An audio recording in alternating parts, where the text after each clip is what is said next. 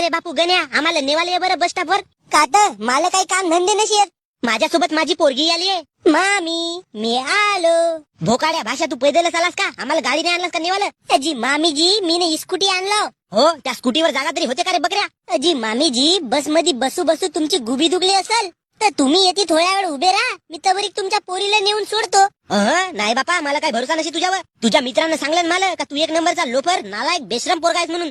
मामीजी. Hello Savita. सविते, तू डेंग्यासोबत जा घरी, ह्या गण्यासोबत मी येतो. तू भोसडीच्या डेंग्या मधात स्कूटी आलास बे? फिरता फिरता आलो असाच, तर फिरता फिरता वापस चालला जा. मम्मी, मी गण्याच्या गाडीवर बसतो ना.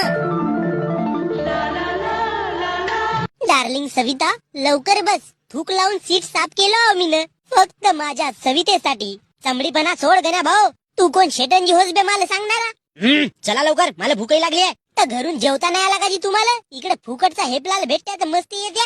हेपत बया, मला तू असं म्हणलास? चालेल सविते गावाला. जातेस तर जा भोगतात. मी माझ्या मामाला सांगतो का दुसरी बायको करणं, मला नवीन मामी बनवून दे म्हणून.